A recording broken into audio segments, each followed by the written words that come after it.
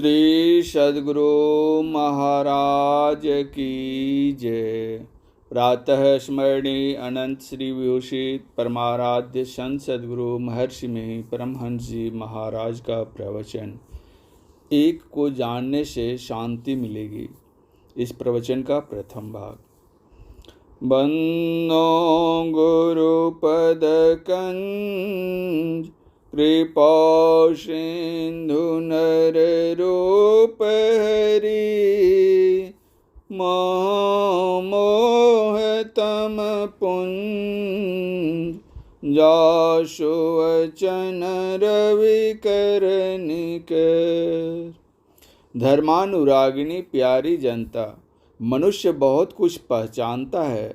कोई थोड़ा पहचानता है, कोई उससे ज़्यादा, तो कोई उससे भी ज़्यादा पहचानता है।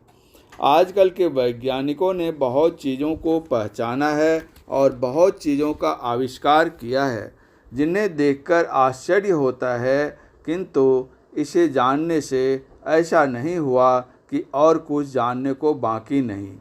वैज्ञानिकों ने संसार में बहुत तत्वों को जाना है, किंतु वे कहते हैं कि अभी कितना जानना बाकी है, ठिकाना नहीं। अभी तो समुद्र के किनारे के बालू कण ही देख रहे हैं, समुद्र भरा पड़ा है। संत लोग कहते हैं, एक को जानो तो सब को जान जाओगे। उस एक को जानने से शांति मिलेगी। संतों ने उस एक परमात्मा को जाना और उन्हें शांति मिली। संत लोग उसी ईश्वर को जानने कहते हैं। जानने के लिए केवल बौद्धिक ज्ञान से नहीं, बल्कि उसे पहचान कर जानो। केवल परोक्ष ज्ञान ही नहीं, उसको अपरोक्ष ज्ञान से भी जानो। अपरोक्ष ज्ञान के लिए बहुत साधन और प्रयास करना पड़ता है। पहले श्रवण मनन करना पड़ता है, इसमें भी समय लगता है और प्रयास करना पड़ता है। श्रवण मनन के बाद मनुष्य को पहचान कर जानने के लिए निधि ध्यासन करना चाहिए। श्रवण से तत्व का कुछ बोध जानने में आता है, किंतु स्वरूप वह क्या है उसे पहचाना नहीं है, उसे पहचानता नहीं है, इसलिए वह बहुत अधूरा ज्ञान है।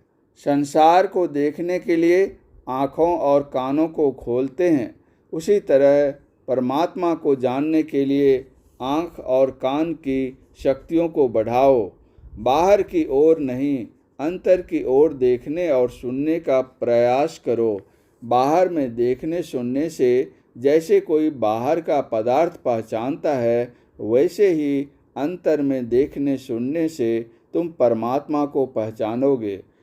बाहर की ओर इंद्रियों में रहते हुए स्थूलता में फंसा रहता है, स्थूल बुद्धि होती है।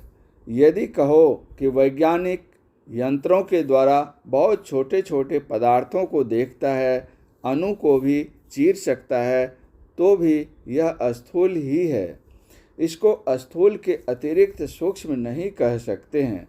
सूक्ष्म तत्व वह है जो स्थूल इंद्रियों से नहीं जाना जाता। स्थूल इंद्रियों से जो जाना जाता है, उससे स्थूल ज्ञान ही होता है। अपने अंदर देखने के ढंग से यदि देख सको तो सूक्ष्माति सूक्ष्म प्रकट हो जाता है। बाहरी इंद्रियों में जो शक्तियां हैं, वे जब उधर से फिरती हैं तो अंदर में प्रवेश करती हैं, वे ही सूक्ष्म हैं। इन सूक्ष्म धाराओं से काम लो तो जो काम होगा वह सूक्ष्म काम है। इसको जानो। संतों ने कहा कि अपने अंदर देखो, अपने अंदर सुनो। अपने अंदर देखने सुनने से अंत में पता लगेगा कि यही ईश्वर है। फिर तुमको कुछ जानने के लिए बाकी नहीं रहेगा। आवागमन से छूट जाओगे, सभी दुखों से छूट जाओगे। ईश्वर स्वरूप के लिए कहा गया है कि वह मन से ग्रहण नहीं हो सकता, वह इंद्रिय गोचर पदार्थों में से कुछ नहीं है।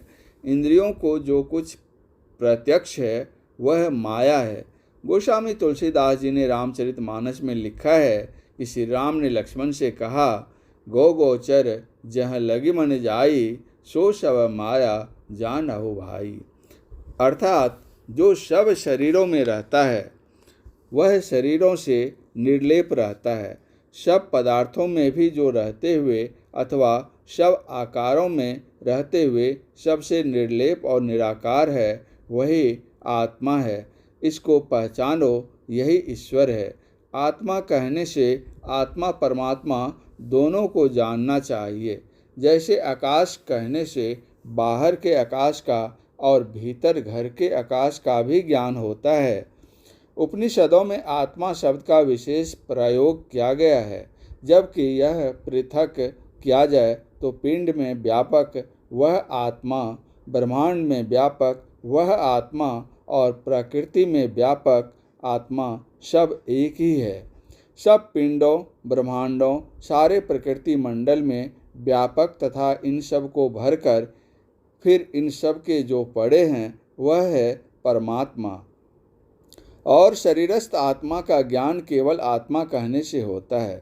सब में रहता हुआ सबके गुणों से जो निर्लेप है वह आत्मा ही परमात्मा है, वही ईश्वर है।